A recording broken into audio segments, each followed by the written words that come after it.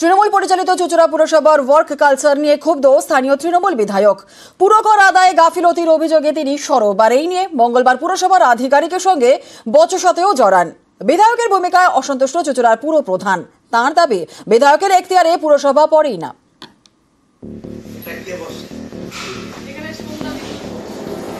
প্রতিদিন তার কত টাকা জমা পড়লো তার হিসাব বিকেলবেলা চাই, ঠিক আছে? সাত সকালে পুরসভায় হাজির বিধায়ক। পুরকর্মীদের কাজে তিনি রীতিমতো ক্ষুব্ধ। যারা কাজ করে না তারা মায়না পাবে না, যারা কাজ করে তারা মায়না পাবে। হুগলির চুঁচুড়া, এখানকার তৃণমূল বিধায়ক অসিত মজুমদার মঙ্গলবার সকালে আচমকা তিনি চুঁচুড়া পুরসভায় হাজির। তখনও পুরসভায় অনেক কর্মীর দেখা নেই।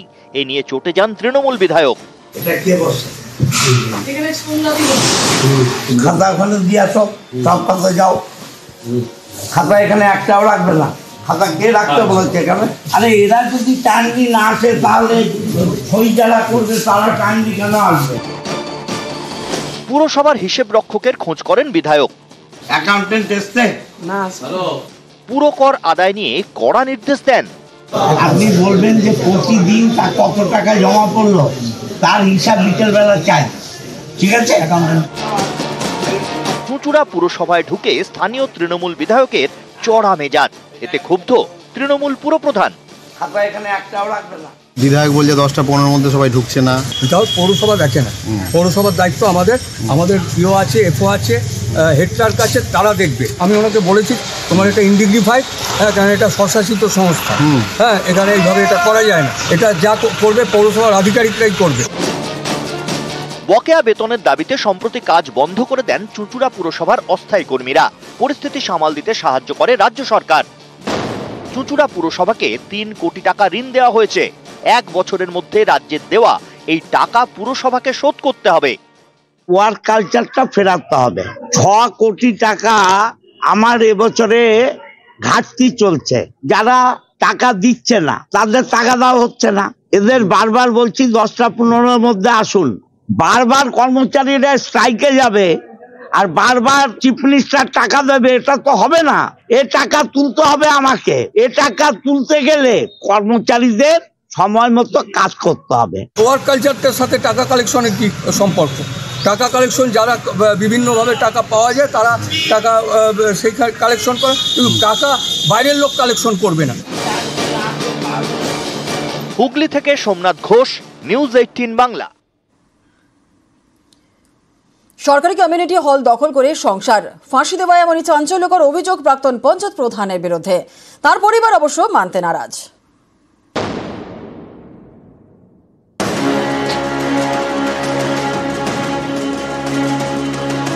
এটা সরকারি কমিউনিটি হল।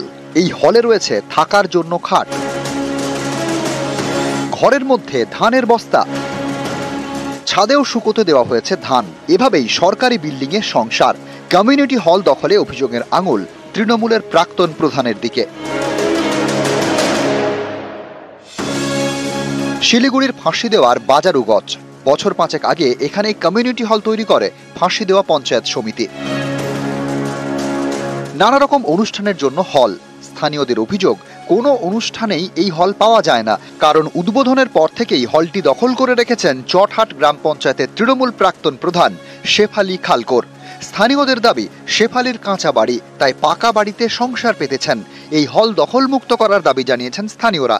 আমরা চাইছি গ্রামের জিনিস গ্রামের মানুষকে ছেড়ে দুঃখ বিটা দুঃখ, যেটা সরকার বানাইছে সবার জন্য। ভিডিও অভিযোগ করেছিলাম, 2 বার ইনকোয়ারি আসছে ভিডিও, কিন্তু কোনো লাভ হলো না। सरकारी है, हम लोग भी मानते हैं। कोई आके हम लोग को नहीं बोले हैं कि हम लोग इसको यूज़ करेंगे, और अभी तक लाइन नहीं हुआ है, तो हम लोग का सुविधा के लिए हम लोग अपना पर्सनल लाइन थोड़ा ले लिए हैं इसमें। और जो हम लोग का दाना उना है ना, खाना पीना, धान सब, उसको थोड़ा रखते हैं। সরকারি হল দখলের অভিযোগ পেয়ে তৎপর ব্লক প্রশাসন। তারা পদক্ষেপের আশ্বাসও দিয়েছেন। वो सरकारी प्रॉपर्टी है, वहाँ पे कोई दखल करके रहेगा ये तो ठीक नहीं है। मैं खुद जाऊंगी और देखूंगी और उनको वहाँ से निकालना ही तो पड़ेगा, और कोशिश करूंगी कि वहाँ का स्थानीय लोग ही अपना जो भी प्रोग्राम होता है वहाँ पे ले सकेंगे। অভিযোগের ভিত্তিতে আমরা ওখানকার যিনি প্রধান আছেন চট্টগ্রাম গ্রাম পঞ্চায়েতের ওনাকে আমরা একটা তদন্ত প্রতিবেদন দেওয়ার জন্য আমরা অনুরোধ করেছি। তদন্ত প্রতিবেদন এলে আমরা সরকারি নিয়ম অনুযায়ী যা ব্যবস্থা করা সেটা নেব। প্রয়োজন হলে যদি পুলিশের সাহায্য নিতে হয় সেটাও আমরা গ্রহণ করব। ফাঁসি দেওয়া থেকে বিশ্বজিৎ মিশ্র, নিউজ 18 বাংলা। এক্সপ্রেসওয়ে ধারে রাতভর মদের আসর। কল্যাণী এক্সপ্রেসের ধারে ধাবায় মদ বিক্রি। অবৈধভাবে তৈরি ধাবায় রাতভর মদ বিক্রির অভিযোগ। সোদপুরে ক্ষুব্ধ হোটেল ব্যবসায়ীরা।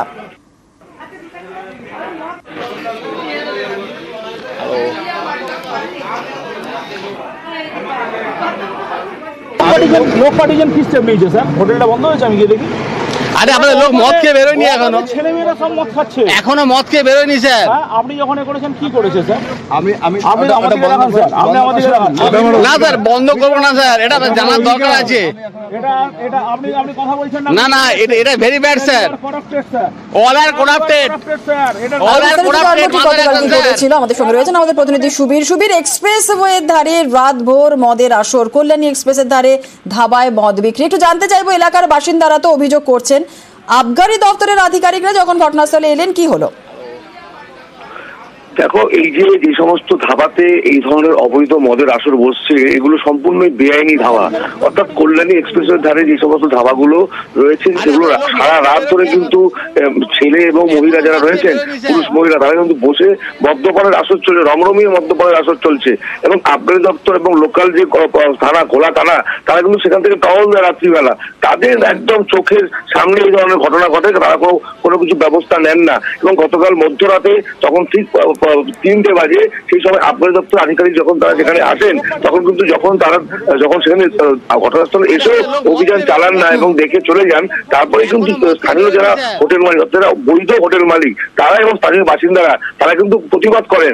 এবং যখন আবগারি দপ্তর আধিকারিকরা সেই জায়গা থেকে তারা যখন চলে যেতে থাকেন, তখন কিন্তু তাদেরকে ঘিরে বিক্ষোভ দেখা থাকেন এলাকার মানুষজন এবং হোটেল মালিকরা। তারা বলেন যে আপনারা কেন অভিযান চালাচ্ছেন না, কেন অবৈধ কাজকর্ম এখানে হবে। এবং গোটা ঘটনা নিয়ে কিন্তু উত্তেজনা তৈরি হয়। খবর পেয়ে ঘটনাস্থলে খোলা থানার পুলিশ আসে এবং যখন বেগতিক অবস্থা দেখে, তখন যারা আধিকারিক রয়েছেন আবগারি দপ্তরের, তারা কিন্তু গাড়িতে উঠে সেখান থেকে চলে যান। ধন্যবাদ। তারা অবৈধভাবে কিছু দিয়ে কিসের স্বার্থে সেখানেতে অবৈধভাবে মদ চলছে, সেটা কার স্বার্থে এমআইসি আমরা কার স্বার্থে সুপারিনটেন্ডেন্ট ভাস্কর কুমার কার স্বার্থে আমাদের লাইসেন্স দিচ্ছেন না, কিসের স্বার্থে উনি এগুলোকে বন্ধ করে দিতে চাইছেন? এই ধরনের অবৈধ ধাবাগুলোতে যাতে মদ চলে সেই স্বার্থে। 4 দিনে অধরা রয়েছে বাঘিনী। বান্দোয়ানে বাঘিনী ধরতেই সুন্দরবনের কৌশল। রাহামদা গ্রামে বাসিন্দাদের নিরাপত্তায় জঙ্গলে ফেন্সিং আর বাঘিনীকে বাগে আনতে সুন্দরবনের টিম। 4 দিনে অধরা বাঘিনী। বান্দোয়ানে বাঘিনী ধরতেই সুন্দরবনের কৌশল। রাহামদা গ্রামে বাসিন্দাদের নিরাপত্তায় জঙ্গলে ফেন্সিং, বাঘিনীকে বাগে আনতে সুন্দরবনের টিম। 4র্থ দিনেও জিনাতকে বাঘে আনা যায়নি। 4 দিনেও অধরা রয়েছে বাঘিনী। ইন্দ্রজিৎ আমাদের সঙ্গে রয়েছে। ইন্দ্রজিৎ থেকে একটু বিস্তারিত জানতে চাইবো। ইন্দ্রজিৎ, গত কয়েকদিন ধরে জিনাতের আতঙ্কে ঘুম উড়েছে। বাঘিনীকে বাগে আনতে সুন্দরবনের টিমও এসে পৌঁছেছে। তারা ঠিক কি বিশেষ ব্যবস্থা নিচ্ছে? দেখো, এতদিন নানা কৌশলেও বাঘিনীকে ধরতে পারেনি বন দপ্তর এবং অবশেষে গ্রামবাসীদের ছাগল যেভাবে একের পর এক ছাগল কে মারছে বাঘিনী, ফলে সেইভাবে উদ্বেগ বাড়ছে এবং গ্রামবাসীদের নিরাপত্তার কারণেই গতকাল রাত থেকেই নেট বসানো হয়েছে জঙ্গল সংলগ্ন এলাকাতে, যাতে গ্রামে না চলে আসে কোনোভাবে বাঘিনী। এবং এই বাঘিনী যে গ্রাম সংলগ্ন এলাকায় চলে আসছে তা প্রমাণও পেয়েছে। তার কারণ হচ্ছে যে বেশ কয়েকটি ছাগলকে বাঘিনী ইতিমধ্যে মেরে দিয়েছে। তাদের ময়নাতদন্তের জন্য পাঠানো হয়েছে নিশ্চিত করতে যে বাঘিনী মেরেছে কিনা। যদিও গ্রামবাসীদের অভিযোগ বাঘিনী মারছে, ফলে স্বাভাবিকভাবেই গ্রাম সংলগ্ন এলাকায় ঢুকে পড়ছে বাঘিনী এবং এই বাঘিনীটি যাতে কোনোভাবে গ্রামের মানুষের কোনো ক্ষতি করতে না পারে, তার কারণেই বিভিন্ন এলাকা, যে এলাকা দিয়ে বাঘিনী চলে আসতে পারে সেই সব এলাকাতে নেট বসাচ্ছে বন দপ্তর। একেবারে ধন্যবাদ।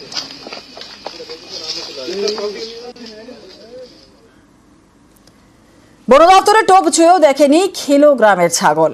পুরুলিয়ার বান্দোয়ানে গ্রামে বাঘিনী জিনাতের হামলা, প্রাণ গেল বেশ কয়েকটি ছাগলের। কয়েকটি নিখোঁজও রয়েছে, ভয়ে কাঁটা বাসিন্দারা। পুরুলিয়ার বান্দোয়ানের রায়কা পাহাড় বন দপ্তর ট্র্যাক করেছে এখানেই রয়েছে বাঘিনী জিনাত। সেই মতো পাতা হয় খাঁচা, টোপ হিসেবে রাখা হয় গরু, ছাগল, শুয়োর। এসব টোপ ছুঁয়েও দেখেনি বাঘিনী জিনাত। সে গ্রামে ঢুকে শিকার করে খেয়েছে। রায়কা পাহাড়েই রাহমদা গ্রাম। স্থানীয়দের দাবি, মঙ্গলবার দুপুরে এখানে হামলা চালায় জিনাত। প্রাণ যায় বেশ কয়েকটি ছাগলের, কয়েকটিকে তুলে নিয়ে যায়। কোন 4টায় নিয়ে গেছে তো, তারপরে এই তো একটা ওইভাবে আছে, অনেকগুলাই এখনো পাওয়া যায় না ছাগল। বাঘ যখন ঢুকেছে চেঁচামেচি করছে ছাগলগুলো। ওই 1টা-1.5টা জঙ্গল ধার দিকে নিয়ে গেছিলি চোরাতে, তারপর ভিড়কা ভিড়কি করলো, রোগড়া করে, তখন যে যার কোন দিক চলে গেছে। এখন ছাগলগুলো কোন ধারে আছে কোনো পাত্তা নাই। এই যদি একটা সাড়া গেছে। কতগুলো পাওয়া যাচ্ছে না ছাগল? 12-13টা আমার নিজের। আতঙ্ক কি করবি, তাহলে কি এইখানে থেকে আমরা পালাবো? বাঘিনীর খোঁজে শুরু হয় তল্লাশি। রেডিও কলারের সাহায্য নেওয়া হয়। ওড়িশার শিমলিপাল ব্যাঘ্র প্রকল্প। সম্প্রতি এখান থেকে এই জিনাত নামের বাঘিনী ঝাড়খণ্ড হয়ে ঢুকে পড়ে ঝাড়গ্রামের কাকড়াঝোড়ে। সেখান থেকে দুয়ারসিনী হয়ে পুরুলিয়ার বান্দোয়ান। রেডিও কলার ট্র্যাক করে বন দপ্তর জানতে পেরেছে বাঘিনী জিনাত রয়েছে বান্দোয়ানের রায়কা পাহাড়ে। এরপর 3 জায়গায় পাতা হয় ফাঁদ, রাখা হয় টোপ, কিন্তু তাতে লাভ হয়নি। জিনাত হানা দেয় রায়কা পাহাড়ের গ্রাম রাহামদায়।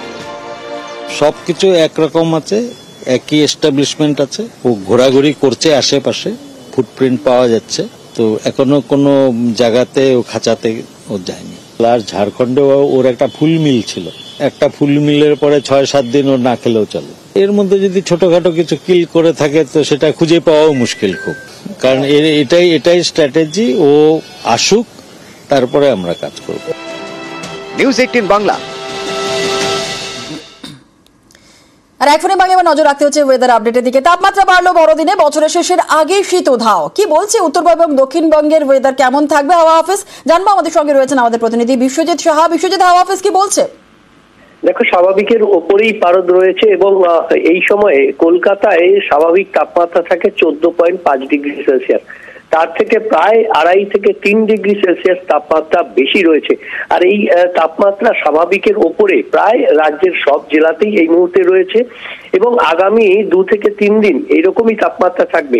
শুক্রবারের পর কিছুটা কমতে পারে তাপমাত্রা। আবহাওয়াবিদদের যা অনুমান, তাতে 2 থেকে 3 ডিগ্রি সেলসিয়াস পরবর্তী 2 দিনে কমতে পারে। কিন্তু জাঁকিয়ে শীতের পরিস্থিতি এবছরে অন্তত আসছে না, এমনটাই ইঙ্গিত আবহাওয়াবিদদের। তবে দার্জিলিং এ বর্ষ শেষের আগে আরো এক দফায় শুক্রবার এবং শনিবার এবং রবিবার বৃষ্টি হতে পারে এবং তুষারপাতেরও সম্ভাবনা থাকছে উইকেন্ডে। তবে আজকেও বৃষ্টির সম্ভাবনা, হালকা বৃষ্টির সম্ভাবনা দার্জিলিং এর উঁচু পার্বত্য এলাকায় এবং উত্তরবঙ্গের প্রায় সব জেলাতেই হালকা থেকে মাঝারি কুয়াশা থাকবে এবং দক্ষিণবঙ্গের 2-3 জেলাতে হালকা থেকে মাঝারি কুয়াশা। তবে তাপমাত্রা বছর শেষের আগে খুব একটা জাঁকিয়ে শীত পড়ার সম্ভাবনা নেই, এমনটাই জানাচ্ছে আলিপুর আবহাওয়া দপ্তর। ধন্যবাদ।